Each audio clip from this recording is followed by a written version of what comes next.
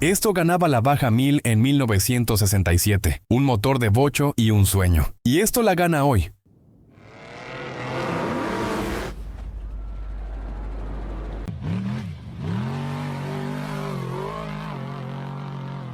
Un monstruo de $1 millón y 900 caballos de fuerza. ¿Cómo evolucionó una carrera de bochos a esto? Esta es la historia de la Baja 1000. La carrera más caótica, peligrosa y salvaje del planeta, donde la ingeniería fue forzada a crear monstruos. Antes de que fuera una carrera oficial, era una corrida, un recorrido. Antes de que fuera una competencia rueda a rueda, era una batalla solitaria, hombre contra reloj, hombre contra naturaleza, el escenario, la península de Baja California. En los años 50 y principios de los 60 era uno de los lugares más aislados y salvajes de Norteamérica. No existía la carretera federal 1 pavimentada que hoy la recorre. En su lugar había un camino de tierra traicionero, apenas una sugerencia de ruta que conectaba a Tijuana. En la frontera con Estados Unidos, con La Paz, en la punta sur, eran más de 1,300 kilómetros, unas 830 millas de rocas afiladas, arena suave como talco, silt, que tragaba vehículos, cactus gigantes y un sol implacable. Para los motociclistas aventureros del sur de California, este camino era la última frontera, el salvaje oeste moderno. Y naturalmente nació un desafío. ¿Quién podía hacer el recorrido más rápido? La leyenda moderna comienza en 1962. Un hombre llamado Dave Ekins, un motociclista de resistencia, y su amigo Bill Robertson Jr. decidieron establecer el primer récord oficial en motocicleta. Patrocinados por Honda, querían demostrar la fiabilidad de las nuevas motos CL72 Scrambler. Partieron de Tijuana. Después de 39 horas y 56 minutos de conducción infernal, caídas, reparaciones improvisadas y pura determinación, Ekins llegó solo a La Paz, estableciendo el primer tiempo a vencer. La noticia se esparció como pólvora en las revistas de motociclismo. El desafío estaba lanzado, pero ¿podría hacerlo un vehículo de 4 ruedas? Los primeros intentos con coches de producción fracasaron miserablemente. Los pesados sedanes americanos de la época simplemente no estaban hechos para ese terreno. Se rompían, se atascaban, se rendían. Aquí es donde entra el primer héroe inesperado de nuestra historia, Bruce Meyers.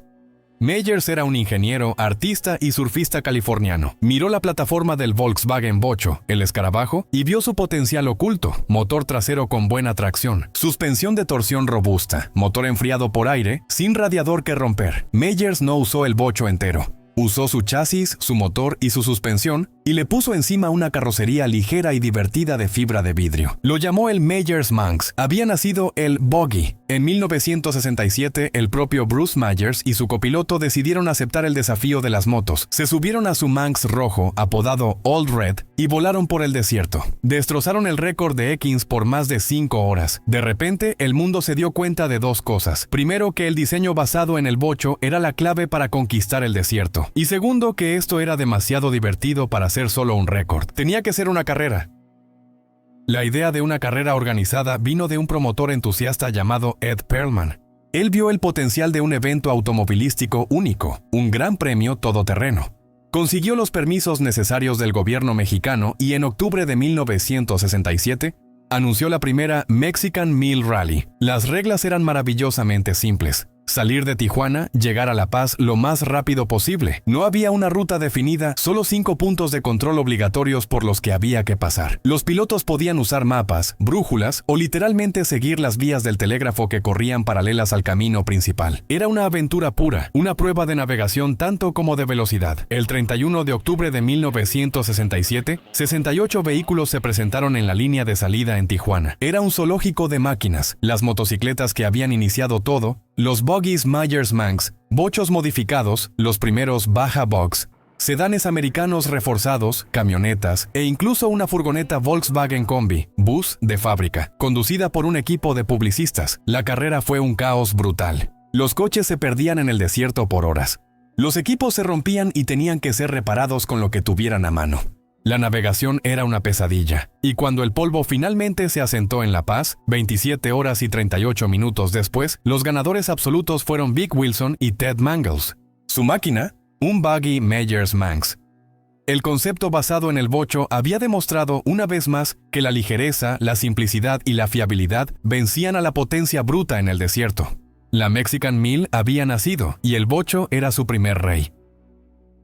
Durante los años 70, la carrera explotó en popularidad. Dejó de ser un secreto de entusiastas del desierto y se convirtió en un evento de fama mundial.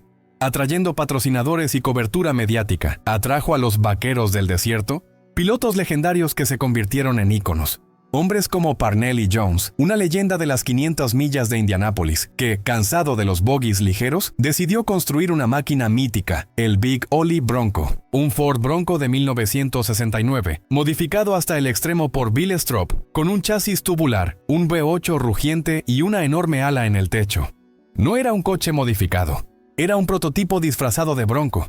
Big Ollie dominó a principios de los 70 y es considerado por muchos como el abuelo del trophy truck moderno. Y con la fama llegó Hollywood. El actor James Garner, famoso por la serie Maverick, se obsesionó con la carrera y formó su propio equipo profesional, American International Racers. Corrió con varios coches, incluyendo un Oldsmobile 442. Incluso el rey del cool, el actor Steve McQueen, compitió. En 1968 se inscribió con su amigo Bud Ekins, hermano de Dave Ekins, en un Myers-Manx. En 1973 la crisis del petróleo golpeó y la carrera original fue cancelada. Pero en 1975 la antorcha fue recogida por una nueva organización, Score International, fundada por Mickey Thompson y dirigida durante décadas por el legendario Sal Fish. La carrera fue rebautizada oficialmente como la Baja 1000. Y se convirtió en el evento profesional que conocemos hoy. Pero la fama y la profesionalización trajeron consigo un lado más oscuro, el caos. La Baja 1000 se hizo famosa no solo por el desafío del terreno, sino por el desafío del público. A diferencia de un circuito cerrado y controlado, la Baja 1000 ocurre en un desierto abierto de 1000 millas. Miles de fanáticos acampan a lo largo de la ruta, creando una atmósfera de fiesta salvaje. Y algunos de estos fanáticos, en un acto de locura o entusiasmo mal entendido, comenzaron a crear sus propias trampas para espectadores. Comenzaron a cavar zanjas profundas justo después de un salto ciego. Construían rampas improvisadas en medio de las rectas de alta velocidad. A veces, incluso bloqueaban el camino principal para desviar a los pilotos hacia zonas más divertidas. Los pilotos ahora no solo tenían que leer el terreno y navegar, tenían que intentar adivinar dónde estaría la próxima broma peligrosa, a menudo con consecuencias desastrosas. Correr de noche a 160 km por hora en la oscuridad, rodeado de polvo, se convirtió en un acto de fe ciega. El peligro no era solo una posibilidad, era una garantía. La fatiga extrema, los pilotos a veces conducen por 10 o 15 horas seguidas. El polvo que cegaba, las fallas mecánicas y el caos del público hacían que terminar la carrera fuera una victoria en sí misma. El caos y la brutalidad del terreno forzaron una evolución tecnológica. Los coches basados en bocho, baja box, eran fiables pero lentos. Los V8 americanos eran potentes, pero sus chasis de fábrica no aguantaban el castigo. Los pilotos e ingenieros se dieron cuenta de que la verdadera guerra en baja no se ganaba con el motor, se ganaba con la suspensión. El objetivo era simple: ¿cómo hacer que un coche flote sobre los baches a 150 kg/h en lugar de ser destruido por ellos? Los años 80 fueron la era de la clase 8, camionetas de producción altamente modificadas. Aquí es donde leyendas como Ivan Ironman Stewart se hicieron un nombre. Stewart, pilotando para Toyota, dominó la carrera varias veces. Demostró que la fiabilidad japonesa, combinada con una suspensión de largo recorrido cada vez más avanzada, era una fórmula ganadora. Pero los ingenieros querían más. Querían construir un coche sin las limitaciones de un chasis de fábrica. Y así, en 1994 nació la categoría reina, la clase sin límites, la clase Trophy Truck. Estos son los monstruos de $1 millón del título. Un Trophy Truck no tiene nada que ver con la camioneta que ves en la calle. Es un chasis tubular de acero y cromo molibdeno hecho a medida, con una carrocería ligera de fibra de vidrio que apenas se parece a una Ford Raptor, una Chevy Silverado o una Ram bajo el capó. Motores V8 de bloque grande, monstruosos, atmosféricos o turbo, que producen 900, 1000, a veces 1100 caballos de fuerza. Pero el verdadero secreto, la verdadera magia, es la suspensión. Un coche de calle normal tiene unos 15 centímetros de recorrido de suspensión.